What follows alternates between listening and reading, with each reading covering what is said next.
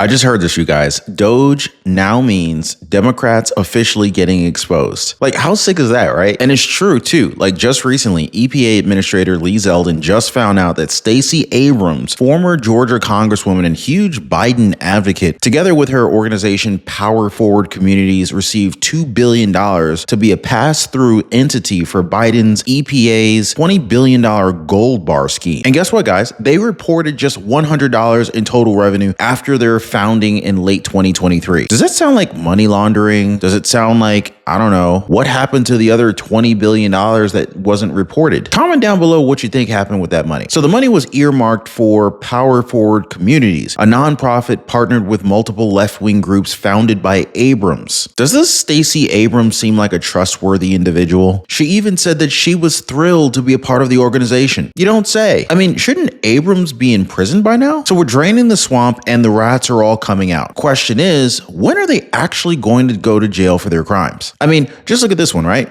Former Energy Secretary Jennifer Granholm is joining the board of a major U.S. utility company that received millions of taxpayer dollars from Granholm's agency on her watch. Michael Chamberlain, executive director of Protect the Public's Trust, he described it this way. Though they promised us something far different, the Biden administration revolving door looks to be swirling fast enough to power a major city. Now, if you look at the pattern, you'll see the real reason why Democrats push back pretty hard on the proposal to shutter the USAID. Even former USAID officials, they pointed it out themselves. The Democratic administrations have increasingly used the agency to promote a radical leftist agenda worldwide. Last but not least, we're going to be talking about what's going on in Ukraine again, guys. So there's this video that went viral of a Ukrainian soldier tearing off the American flag from its helmet, supposedly in protest of Trump's recent remarks about Vladimir Zelensky. This begs the question, why were Ukrainian soldiers wearing US flags on their helmets? I mean, it's not our war, right? At least that's what they told us. You know, it just kind of makes you want to say to these people, not another damn dime from Uncle Sam, right? We're really going to get into this one, guys. So make sure you don't miss it. We're going to go ahead and dive right in. By the way, if you appreciate the daily updates, news updates like this, definitely hit the like button and subscribe to the channel. It really does help us get views and overcome the tricky YouTube algorithm. Anyway, all right, guys. So first, we got this EPA Administrator Lee Zeldin discussing how he discovered $2 billion put away by the Biden administration to support a climate group linked to Stacey Abrams. I can't make this stuff up, guys. Yeah, for real. But here's a clip. Mr. Administrator, can you explain what the heck happened here and how another slush fund has been exposed? So this is $2 billion of that $20 billion that was parked at this bank outside of government towards the end of the Biden administration. Power Forward Communities, which Stacey Abrams is part of, only received $100 in 2023. They then got $2 billion in this grant in 2024. Now, I was just reading over the grant agreement, Laura. On the first page, it gives the organization, this nonprofit, 21 days to distribute $2 billion. But this is the crazy part. I went to page 7 of the grant agreement, and it's giving the entity 90 days to complete a training called How to Develop a Budget. Now, I would say that if an organization needs to take a training on how to develop a budget, one, they should be taking the training before they're spending $1, but they definitely shouldn't be getting $2 billion. She's quite something, right? She loses in Georgia, and then she goes on to be she's really an aggregator of, fraud and corruption in the fact, if this is how you view government, it's just a place where you can reward your friends and fund your pet projects and call them green, and then everyone feels good about it. But the Citibank accounts where this money was held, has that money itself been now frozen? Is there actual fraud, do you think, in these payments, or was it just the usual nonsense they were pulling at the end of an administration? The entire scheme as set up is fraud. It's wasteful. It is abuse. We just had another example come out over the last 24 hours where $5 billion went to another recipient. That person was the director of the Greenhouse Gas Reduction Fund. He comes from this fund, joins the Biden administration, becomes the director of the Greenhouse Gas Reduction Fund, and then gave $5 billion to his recently left former employer. That sounds like self-dealing. That sounds like a conflict of interest. And the other problem is that all of this money was put up front. It wasn't like there was performance. You show performance, and then you ask for the next tranche. It was, here's $20 billion. And it was going to their friends on the left, as opposed to making sure that the money is going directly towards the purpose that you allegedly said this money was needed for in the first place. If you care about clean air, land, and water, if you think there's some community that's been left behind, then why aren't you spending the dollar actually remediating that issue instead of paying on? So yeah, apparently the money was earmarked for Power Forward Communities, a nonprofit partner with multiple left-wing groups founded by Abrams. Apparently, it was also set up so that the funds were set aside at an outside financial institution, Citibank, before Biden left office, and part of a larger $20 billion pot of money that the former president's EPA received through the Inflation Reduction Act to dole out to climate groups. Meanwhile, they don't have any money for Social Security, but that's a whole nother story for another day. And as Lee Zeldin points out, it is extremely concerning that an organization that reported just $100 in revenue in 2023 was chosen to receive $2 billion. That is 20 million times the organization's reported revenue. I mean, ridiculous, right? And it only gets worse when you consider how Zeldin located $20 billion that his EPA predecessors squirreled away in what they're calling an apparent attempt to prevent the Trump administration from clawing back the money and to obscure the various groups of which Power Forward Communities and 7 other entities decide to distribute the funds. So gas prices are now up 33 cents over the past month. The president took credit for the prices coming down. The Strategic Petroleum Reserve, as you mentioned, is no longer releasing. Does the president get credit for the price of gas going up? Well, it's obviously based upon international and climate events. So now this very same Biden official just landed this very cushy gig at a major utility company that received millions of taxpayer dollars from Granholm's agency when she was energy secretary. Coincidence? Well, let's take a look here. So Granholm will be a board member for Edison International, a major utility holding company, and she will also sit on the board of Southern California Edison, a subsidiary of the holding company.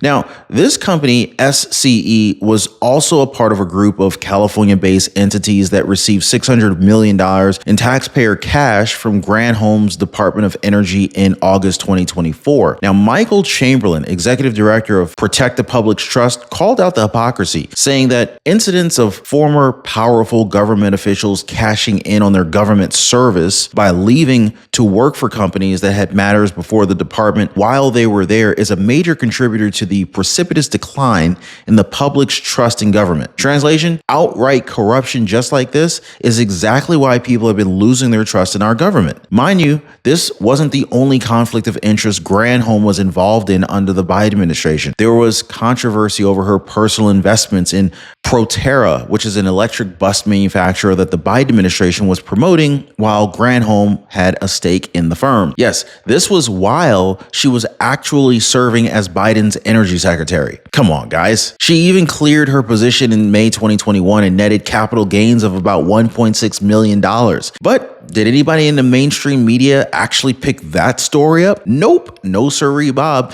because all the major news outlets were busy talking about Trump being the bad guy. Now, Granholm is just the latest Biden administration official to find a new gig after leaving office. So let's just say many are heading back into the swamp while their political party regroups from their massive losses. And who can blame them, right? Under the Biden administration, USAID became a progressive slush fund. Former USAID officials confirmed as much. Max Primorak, who served as USAID's acting chief operating officer, senior agency vetting official, and regulatory reform officer in the first Trump administration, said that the agency under Biden was literally trying to export this agenda to create the rest of the world in their radical image. He talked about how the Biden administration's focus on spreading ideas like DEI and transgender ideology weakened America's influence abroad, that it did tremendous harm to our national security interests by alienating a lot of people around the world. Even French President Emmanuel Macron, he warned his pretty little liberal country against participating in the woke nonsense of policing language in a 2021 speech. USAID had been funding programs like secret schools for women in Afghanistan, $20 million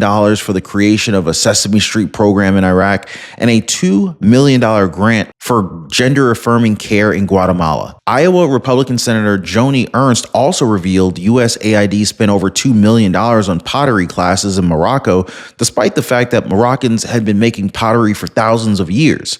So, in short, a slush fund for the progressives. And what do we get in return for all this foreign aid crap, right? Just a Ukrainian soldier tearing off the American flag from his helmet.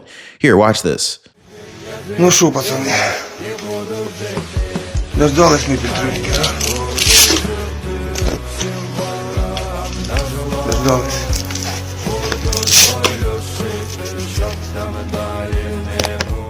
Now, putting aside the question of why this guy even had a US flag on his helmet in the first place, let's talk about Ukraine here for a second, okay? Because their President Zelensky doesn't seem to be all that interested in reaching a peace deal with Russia anytime soon. Maybe it's because he knows he's going to be replaced when the election happens. Well, National Security Advisor Mike Waltz just admitted that President Trump is obviously very frustrated right now with President Zelensky. The fact that he hasn't come to the table, that he hasn't been willing to take this opportunity that they've offered. And Waltz also pointed out how it certainly isn't Russia's interest or in the American people's interest for this war to grind on forever and ever and ever. So a key part of this conversation was helping President Zelensky understand this war needs to come to an end. I mean, they even had a problem with the Trump administration talking to Russia, but Vice President J.D. Vance, he quickly shut that down, saying that communicating with Russia is key to advancing a deal, and said he believes Europe is on the cusp of peace for the first time in 3 years.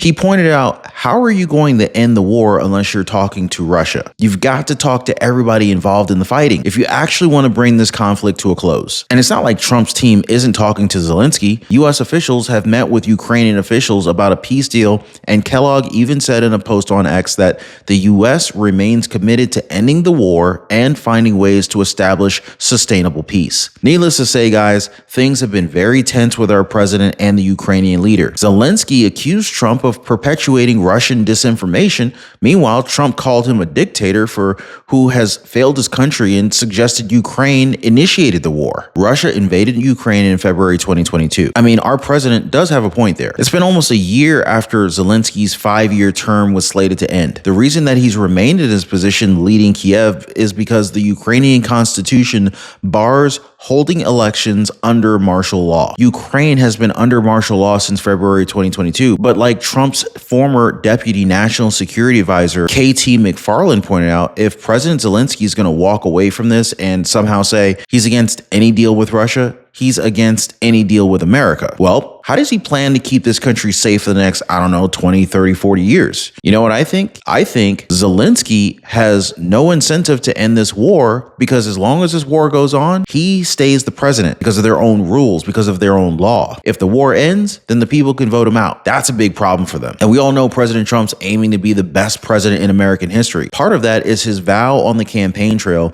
that he would work to end this conflict. Now, that's exactly what he's doing right now. So either Zelensky gets on board and scores some decent concessions for his country, or he's going to be up shit's creek without a paddle. You know what I mean, guys? Drop a quick yes in the comments down below. Let me know if I'm making sense to you guys. More on this on our future updates. In the meantime, you can check out some of our other videos that are about to pop up. As always, thank you for watching. Thank you for hitting the like button and subscribing. Well, how many of you guys want to bet some politicians on the Democratic side had their palms greased?